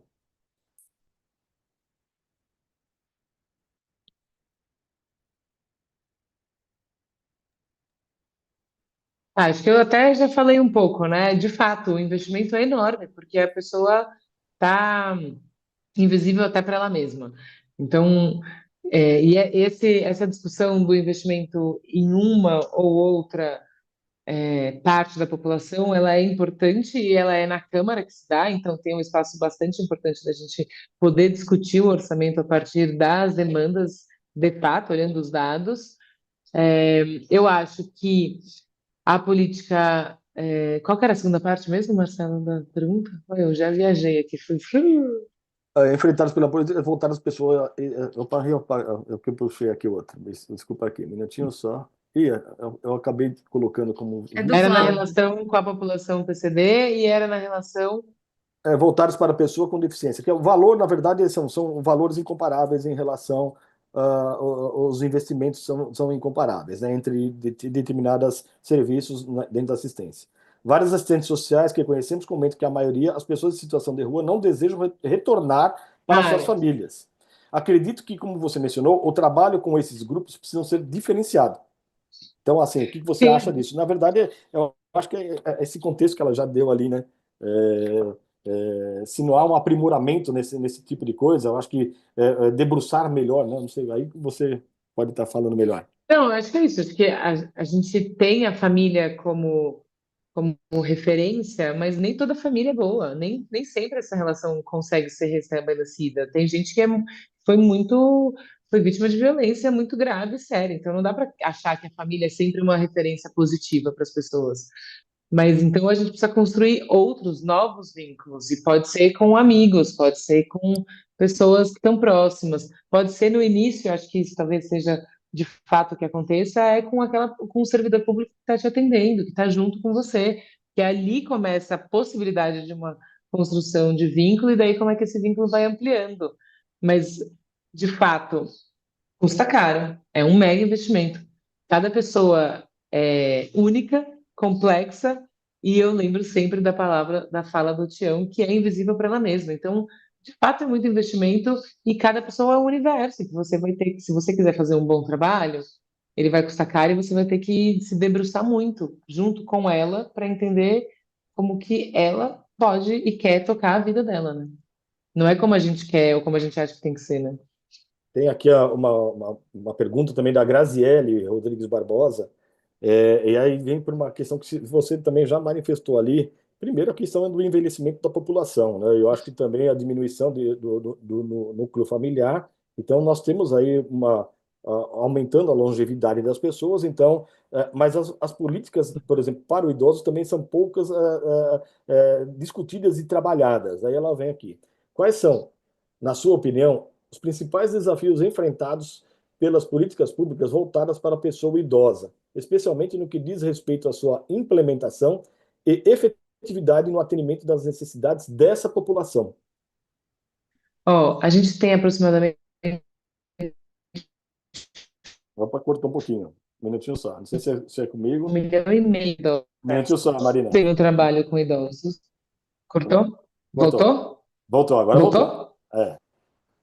É. Eu não sou uma especialista no trabalho com os idosos. E eu tenho próximo de mim várias pessoas que são. A Sandra, a Cláudia, tão próximas. Se eu fosse, precisa falar mais dos idosos. Então, mas a gente tem 1,5 milhão de idosos na cidade de São Paulo. Esse número só tende a crescer, porque a gente está vivendo cada vez mais.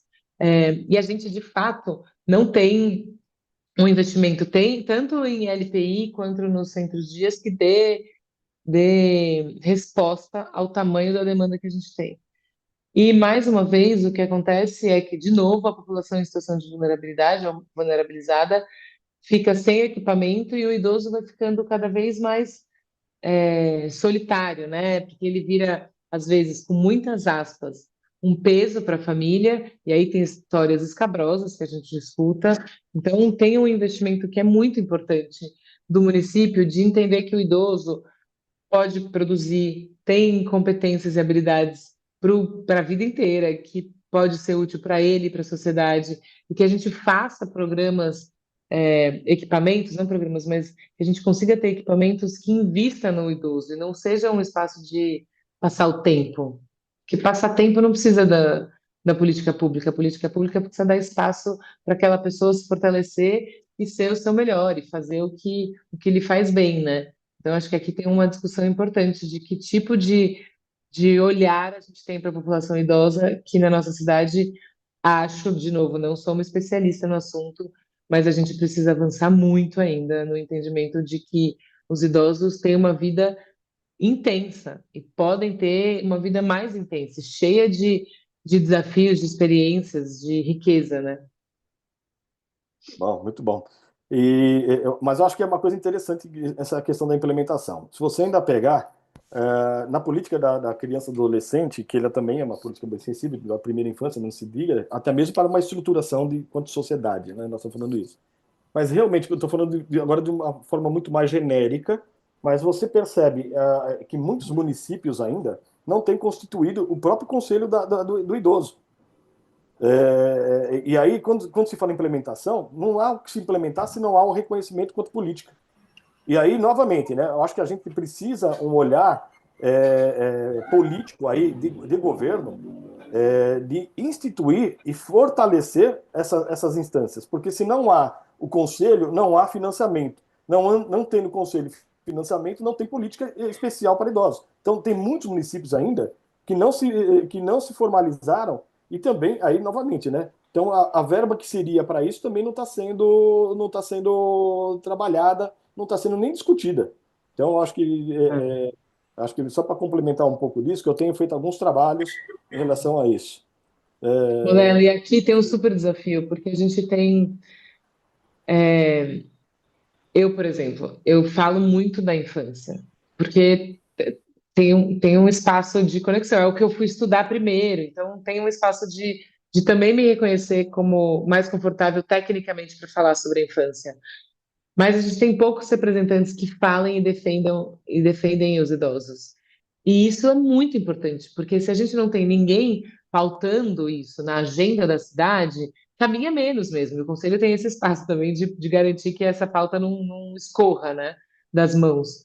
Então, aqui, eu tenho sido muito cobrada positivamente para me apropriar mais dessa pauta, chegar mais perto dela, porque esse é um desafio é, que vai crescer cada vez mais, porque as pessoas estão vivendo cada vez mais, e a gente tem mais idosos e menos crianças, então a gente precisa conseguir inverter também essa lógica e entender como que, como sociedade, a gente garante políticas públicas que atendam às demandas dos idosos, né? Eu tenho esse desafio interno também, de como é que, que tempo que eu vou estudar e como é que eu coloco isso nas minhas pautas, entendendo que, de novo, na pauta de São Paulo Mais Verde e Sustentável, as pessoas mais impactadas são os idosos, as crianças e as pessoas com deficiência e as pessoas pretas que estão na periferia, é, mais vulnerabilizadas, né? Então, os idosos também estão numa parte importante do meu trabalho, assim. Vamos lá. Eu não sei se alguma configuração, mas assim, todos estão como palestrantes e agora eu vi aqui, já liberei também microfone. Aqueles que queiram fazer alguma colocação, alguma pergunta por microfone, pode fazer. Acho que a imagem, eu não sei se eles conseguem fazer, acho que depende de cada um, eu não sei. Mas se alguém quiser fazer alguma colocação, até para que a gente vá na conclusão aqui das atividades, eu não sei, Nicole, se tem também alguma questão que para ser abordada aí. Eu acho que não tem mais nenhuma pergunta aqui no chat. No chat do YouTube também não estou vendo mais nenhuma manifestação. É, alguma pergunta, pessoal, os que estão participantes aqui nessa sala? Para que senão eu possa também. Lá, tem aqui o Francisco. Por favor, Francisco. Então, bom dia a todas as pessoas presentes. Conseguem me ouvir? Sim, sim, tá Sim, perfeito. Quero parabenizar pelo evento, né? Parabenizar o mediador e os participantes. E eu queria só narrar uma experiência. Estou aqui em São Luís do Maranhão, sou professor da Universidade Federal e faço um trabalho com assistência social já desde 93, né? Então, o que acontece? Eu fui convidado pelo governo do estado para fazer uma capacitação com todos os 217 secretários de assistência para trabalhar a questão do PPA, que essa é a minha área de pesquisa, a questão do orçamento público. E foi uma carga horária 40 horas, foi bem interessante, a gente conseguiu fazer várias discussões, só que chamou muita atenção o discurso dos participantes, dizendo o seguinte: professor, a gente faz todo esse trabalho, a gente senta com as equipes, a gente constrói as propostas, nós enviamos para o poder, para a secretaria responsável por elaborar o PPA, né? E quando a gente chega lá, a gente vê tudo ser cortado, ninguém leva em consideração todo o trabalho que nós tivemos.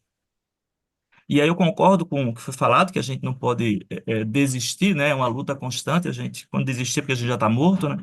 Mas eu achei interessante essa fala do pessoal que estava à frente das pastas da secretaria, né? Da desmotivação de fazer esse trabalho. Então, eu acho que a gente precisa realmente ter um olhar para o poder legislativo, concordo com o Mandelo aí nessa situação, porque mesmo que passa, né, na questão da proposta do Poder Executivo, quando chega no Legislativo ainda é pior, que ainda é mais cortado ainda, e as pessoas não têm esse cuidado de saber o que isso pode repercutir na vida de todo mundo, porque vai repercutir na questão da segurança, na questão da saúde. Então, eu queria só trazer esse relato dessa experiência e para a gente discutir até que ponto a gente pode fazer para a gente fazer essa cobrança com o Poder Legislativo, para que, e também o Executivo, óbvio, mas o Poder Legislativo em especial, para que a política de assistência seja realmente levada em consideração, não apenas nas suas falas no momento de se candidatar e que ele quer ser eleito, né, mas também na sua prática, no seu cotidiano. Obrigado. Alguma colocação? Marinho? não, eu acho que eu concordo. Eu acho que tem um desafio que é não desistir. Eu também não acho que é uma opção, mas como é que você se mantém com energia para todos os embates que a gente precisa ter todos os dias, né? E para mim, essa energia vem no poder público quando a gente consegue destravar alguma coisa, consegue caminhar com uma política, é muita gente que é beneficiada. E essa é a minha luz, assim, sabe? Para onde eu sempre vou me guiando tudo bem, tá difícil, eu vou me frustrar, eu já me frustrei, é muito difícil, o outro passa a perna, não passa a perna, passa a perna, entendam como vocês quiserem. Mas, enfim, Uhum. tem essas relações difíceis, mas a hora que você consegue entregar alguma coisa, é muita gente que é impactada. Então, isso é uma recompensa que, para mim, não me deixa desistir, sabe? É. Eu acho que bem interessante também, Marina. Eu acho que assim, essa que ele trouxe, o Francisco, mas as coisas, a gente tem uma percepção, eu que transito também, já transitei por pelos conselhos e atendo inúmeras entidades, tudo. O grande ponto que eu acho que falta para a sociedade é se apropriar das suas condições quanto participação, os momentos de participação e a organização de participação. Porque, assim, novamente, a gente tem uma grande dificuldade, primeiro. Se eu estou apoiando, por exemplo, a Marina para uma representação, as pautas que eu tenha condição, eu vou levar o assunto para a Marina. Eu tenho absoluta certeza, quando eu levar o assunto para a Marina, é também levar tecnicamente as condições para que a Marina represente. Isso é o primeiro aspecto no legislativo. A gente precisa não apenas votar, mas é participar do processo, participar na formulação. Pode ser de uma forma limitada, por exemplo, de conhecimento, mas o representante que está sendo eleito, por exemplo, ele tem essa função exatamente de absorver vários outros conhecimentos, várias outras pautas. Lógico que ele precisa de uma estrutura para que ele possa representar de uma forma adequada. Então, acho que a gente tem, primeiro, essa participação no processo eleitoral com representação. Exatamente fazer do mandato, o mandato da pessoa não é um mandato único e exclusivamente, por exemplo, da Marina, mas é um mandato de todos aqueles que elegeram a Marina. E aí vem a necessidade de um compromisso, lógico, da Marina, mas principalmente nosso também, porque não adianta só ficar reclamando. Nós precisamos, das nossas pautas, acompanhar o que está acontecendo no Legislativo. Às vezes passa tanto assunto naquele que está representando que ele não tem condições. Então, se a gente acompanhar naquilo que a gente tem conhecimento, subsidiar o nosso representante, subsidiar, acompanhar e dar condições para que ela possa debater e possa representar. Esse é o nosso, estou falando quanto legislativo. Os conselhos também. Os conselhos, você tem lá as conferências. Eu não vejo as entidades participando de uma forma efetiva. Outra coisa, quanto da representação também nos conselhos. Às vezes, a pessoa ela é eleita, ela fica feliz em ganhar a eleição num conselho de assistência, ela é uma representante, mas quando ela está lá representando, ela está sozinha. Ela se sente até mesmo uma coisa assim, única ali. Então, às vezes, novamente, são representações, são caminhos, são espaços que nós, quanto sociedade civil, nós temos que nos apropriar daquilo que nós podemos e devemos nos apropriar. Então, nesse sentido, eu acho que falta muito da gente saber esses caminhos, saber as condições para essas representações, para que a coisa possa ser transformada, possa ser mudada, o PPA possa ser transformado, o PPA possa e a LOA também possa ser executada na conformidade. Então, tudo isso a gente precisa ter ali, né? Eu não sei se eu já falei aqui da Laura, aqui, a Laura Francilini fez uma manifestação. É financiamento insuficiente. Muitas vezes os recursos destinados a programas voltados para a população idosa são limitados, dificultando a oferta de serviços adequados e abrangentes. A fragmentação dos serviços de saúde, assistência social e outros recursos pode levar a uma experiência negativa para os idosos, que precisam de uma abordagem mais integrada. É exatamente De novo. necessidade de formação e capacitação profissional que atendam essa população para que possam lidar com as especificidades e as necessidades do idoso. É a manifestação da Laura. Bom, acho que já chegamos aqui. Não sei se tem mais alguém que queira levantar a mão para a gente poder finalizar. Eu não sei se o Francisco ele tem mais uma pergunta ou se ele tem mais uma colocação, porque está levantado. Eu não sei se tem alguma coisa. Eu só vejo ele. Não sei se tem mais alguém que queira falar. Para a gente encerrar, e aí eu já vou passando para Nicole. Nicole, por favor, você já faz as considerações e também, né? Quero agradecer mais uma vez a oportunidade de estar aqui e dizer que no nosso trabalho da PF, não só a PF, mas outras organizações associativas, o que a gente faz hoje em dia, e é o nosso forte, é o que eles chamam de advocacy, que é justamente você ter um grupo representativo que está presente no legislativo, estadual, municipal, federal, atrás das mudanças da legislação, atrás das novas políticas, atrás da para a gente poder construir junto com o legislativo o que vai ser para a nossa política na prática no futuro, né? Agora estamos lidando com reforma tributária, a gente tem outras questões, daqui a pouco vai ter reforma da Previdência, ou seja, todas as políticas que possam influenciar no terceiro setor. Então, o que eu quero falar aqui, mesmo na presença da Marina, é que independentemente do partido que a gente acredita, ou até mesmo o candidato, que é o nosso candidato querido, eu acho assim que, como atuantes na política de assistência social, a gente tem que fazer esse advocacy também individualmente pela Sim. organização que a gente trabalha, pelo que a gente pensa da vida, pelo que a gente acha que tem que ter uma solução.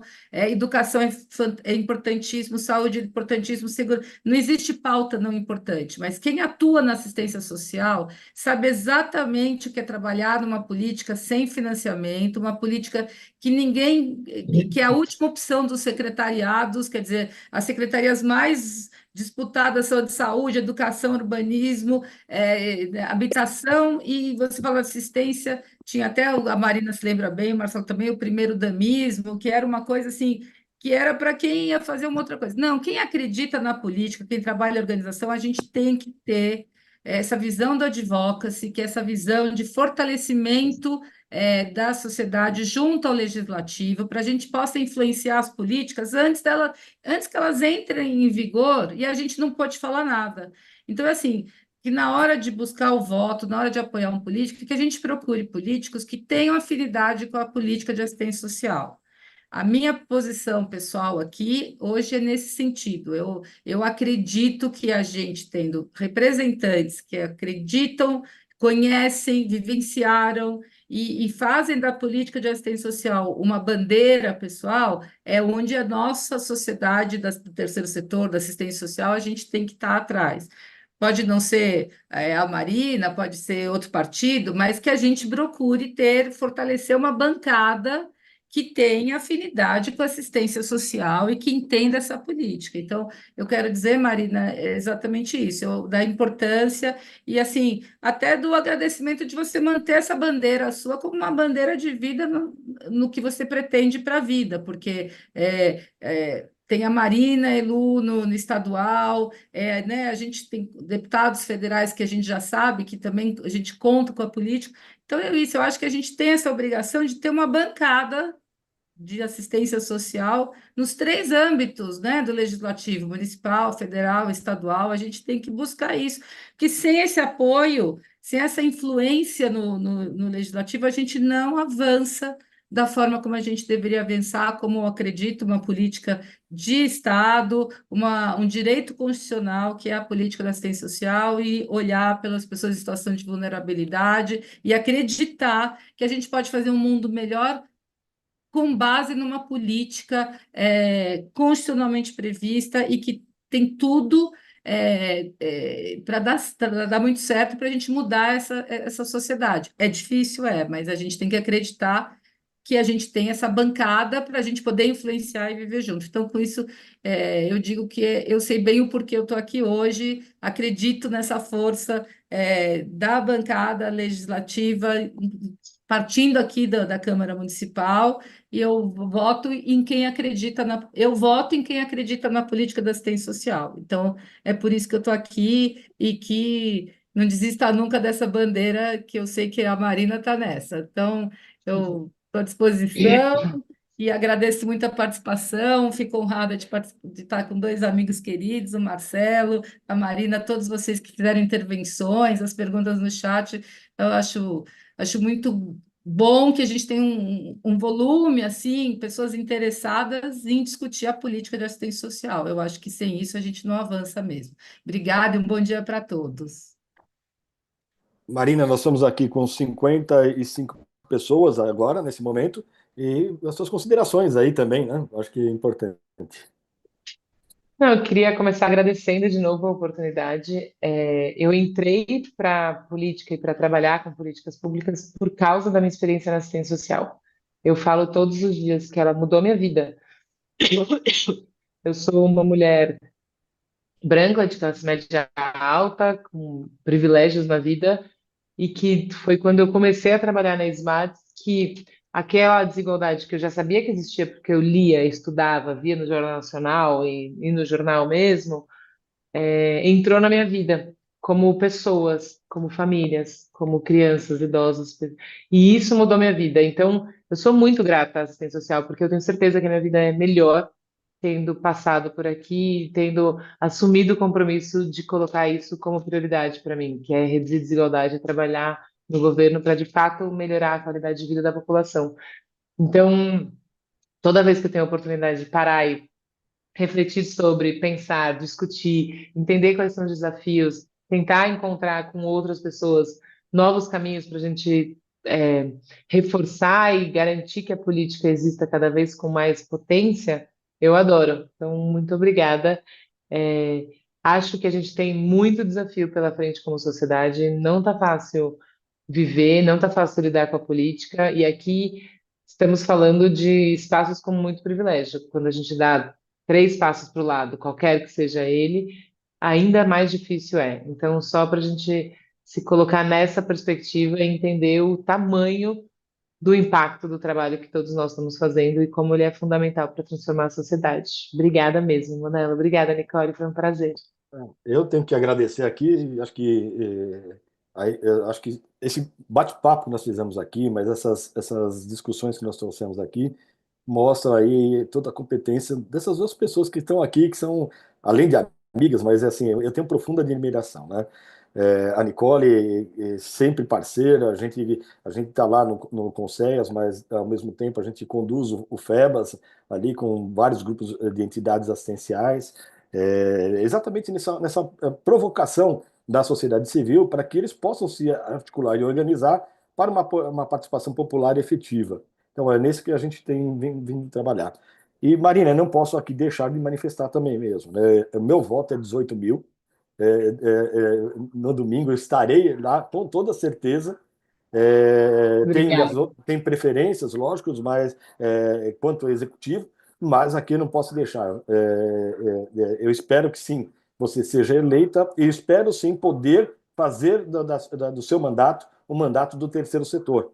Com as entidades que estão aqui Bora. representadas aqui, eu tenho certeza que nós vamos levar as pautas necessárias na área social e principalmente das entidades do terceiro setor que estão aqui representadas aqui. Eu faço assim, eu me coloco à disposição para ser o canal exatamente de diálogo com vocês ali e poder exatamente fazer o seu mandato, o melhor mandato que nós vamos ter nos próximos 4 anos também. Então é isso. Muito Pessoal, obrigada. quero agradecer a cada um de vocês que estiveram aqui até então. Nós vamos encerrar aqui, então, esta atividade. Novamente, né, o Café Contábil ele ocorre a determinados momentos, em torno de 1 mês e meio, 2 meses, e vamos aqui encontrar novamente. Um grande abraço a todo mundo e que Deus abençoe cada um de vocês. E Marina, sucesso, hein? Eu quero ver no domingo já a nossa vereadora já do terceiro setor ali atuando já. Tá bom? Um beijão, hein, pra vocês. Obrigada. Um beijo. Tchau, tchau. Vou desligar aqui, pessoal. Um abraço a todos. Muito obrigado a Beijo, todos que tchau. participaram.